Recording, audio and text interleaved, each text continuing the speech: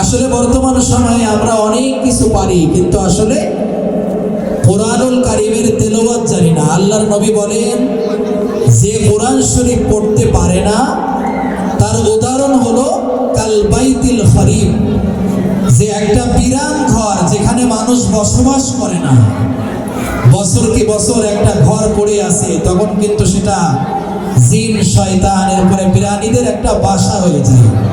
এই জন্য মানুষরা যারা কোরআন তেলাওয়াত করতে পারে তাদের নফসটা দামি। এই জন্য আল্লাহর নবী বলেছেন যে তোমরা বেশি বেশি কোরআনুল কারীম তেলাওয়াত করো। মুহতারাম হাজরিন, বর্তমান সময় তো অনেকে কোরআনুল কারীম তেলাওয়াত করতেই পারে না। এই জন্য আমরা সকলেই তেলাওয়াত শিখবো ইনশাআল্লাহ।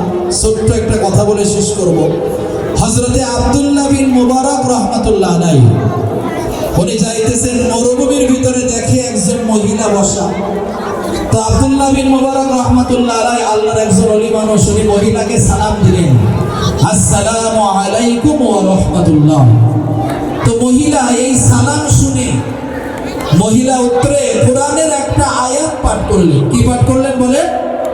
কোরআনের একটা আয়াত। মহিলা বললেন, সালামুন কাওলাম মির রাব্বির রহিম। আব্দুল্লাহ বিন মুবারক রাহমাতুল্লাহ আলাইহির সালামের উত্তরটা মহিলা কোরআনের একটা আয়াত দিয়ে দিলেন। সুবহানাল্লাহ বলে।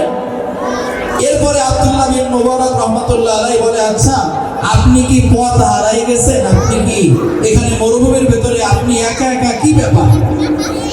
তখন মহিলা কোরআনের আরেকটি আয়াতে কারিমা পাঠ করলেন, মাইয়ুদলিলিল্লাহ, আল্লাহ তাআলা যাকে রাস্তা ভুলায়া দেয় তাকে কেউ রাস্তা দেখাইতে পারে না।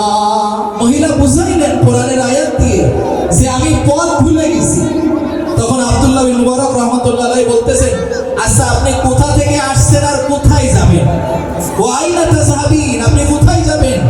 তখন মহিলা বলে, সুবহানাল্লাযী আসরা বিআবদিহি লাইলাম মিনাল মাসজিদিল হারামি ইলাল মাসজিদিল আকসা। 15 নম্বর আয়াতে সূরা বনী ইসরাঈলের প্রথম আয়াত তেলাওয়াত করলেন, যে আয়াতের অর্থ হলো যে আমি মসজিদে আকসা, ওইখান থেকে আমি এই মক্কাতে হজ করার জন্য এসেছিলাম, আমি এখন হজ শেষে আবার আমি মসজিদে আকসায় চলে যাব, কিন্তু আমি পথ হারিয়ে গেছি।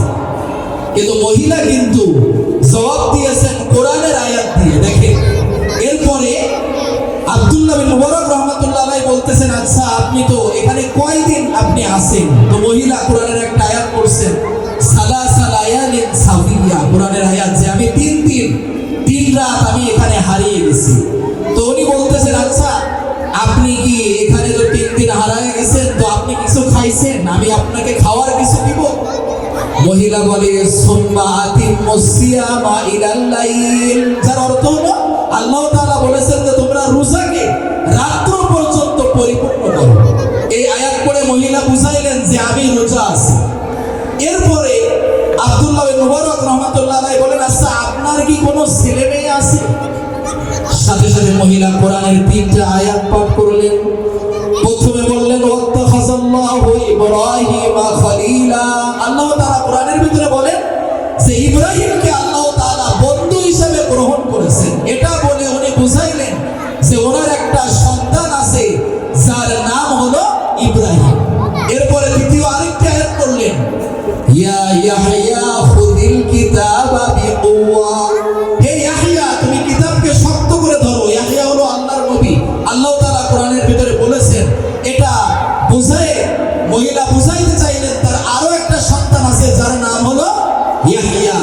এরপরে মহিলা আরো একটা আয়াত পাঠ করলেন, ওয়া কাল্লামাল্লাহু মূসা, আল্লাহ তাআলা মূসাকে কালিমুল্লাহ হিসেবে গ্রহণ করেছেন। বুঝাইলেন তার 3টা সন্তান, একটা ইব্রাহিম, একটা ইয়াহইয়া, একটা মূসা। জোরে বলুন সুবহানাল্লাহ। অনেক লম্বা ঘটনা বলার উদ্দেশ্য না, এরপরে অনেক কথোপকথন হয়েছে। আব্দুল্লাহ বিন মুবারক রাহমাতুল্লাহ আলাইহি তাকে নিয়ে এবার মসজিদে আকসায় ফিলিস্তিনে চলে গেছেন। যাওয়ার পরে ওই মহিলা 3টা আয়াত পড়ছে কোরআনের। তো 3 জন নওজোয়ান মহিলার সন্তান বাড়ির ভেতর থেকে বাহির হয়ে চলে আসছে। সুবহানাল্লাহ। তখন ওই সন্তান বলে যে আমাদের মা এই 40টা বছর আমরা যা জিজ্ঞাসা করি, আমাদের মা কোরআনের আয়াত দিয়ে সেটার উত্তর প্রদান করেন। সুবহানাল্লাহ। কত বছর বলেন? 40 বছর। তাহলে চিন্তা করেন আগের জামানার মানুষ কেমন ছিল, কোরআন দিয়ে কথা বলতে পারত। আর এখন একটা সূরা পড়তে গেলে আমাদের বিভিন্ন জায়গায় ভুল হয়ে যায়, মনে থাকে না। মুহতারাম হাজির, বর্তমান সময়ে মানুষের এই যে পারিবারিক জীবনে, সামাজিক জীবনে, রাষ্ট্রীয় জীবনে মানুষের অশান্তি থাকার কারণ হলো আমাদের ভেতরে কোরআন নাই। তাই এজন্য আমরা বেশি বেশি কোরআনের তেলাওয়াত করব। আগে যেমন মানুষ কোরআনকে নিজেদের জীবন বিধান হিসাবে, এই যে মহিলার কথা শোনাইলাম, 40 বছর তাকে যাই প্রশ্ন করা হয় কোরআনের আয়াত দিয়েই উনি প্রশ্নের উত্তর দেয়। তো মুহতারাম হাজির, আমরা যেন যারা কোরআন শরীফ পড়তে পারি না, আমরা কোরআন শরীফ শিখব এবং তদনুযায়ী আমল করব। মাদ্রাসায় যে সমস্ত শিক্ষার্থীরা আছেন, আপনারা তাদের জন্য দোয়া করবেন, মাদ্রাসার উস্তাদদের জন্য দোয়া করবেন। দ্বিতীয়ত, এই যে মাদ্রাসায় একটা বাচ্চাকে ভর্তি করলে দেখেন যে তাদেরকে ইসলামিক কি সুন্দর পড়া। এই যে মনে করেন নুরানি বিভাগে যে সমস্ত আপনাদের সরাগুলো পড়ি, কত সুন্দর সরা। আজান শুনে ওযু করে মোরা দুটি ভাই পথে পথে জিকির করে নামাজেতে যায়। ছোট একেবারে 2য় বর্ষের কবিতা। আপনি পক্ষান্তরে স্কুলে যদি কারো ভর্তি করেন তাহলে কি শিখাবে? ওই যে ওই আমাদের গা ওইখানে বাস করে তারা বকিরসা, এরপরে হাট্টি মাটির টিম, এই সমস্ত কবিতা।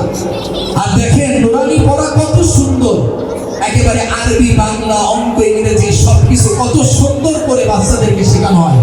এজন্য আপনারা আপনাদের বাসার পাশে যারা আছে তাদেরকে আমাদের মাদ্রাসায় ভর্তির জন্য আপনারা উদ্যুক্ত করবেন।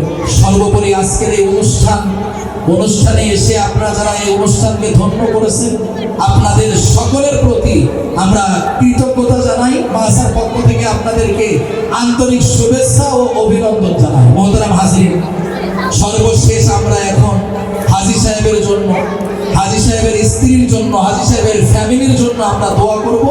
এরপরে আপনারা সকলে বসবেন, আমরা মিষ্টি বিতরণ করব, এরপরে আমাদের অনুষ্ঠান এখানে শেষ করবো ইনশাআল্লাহ।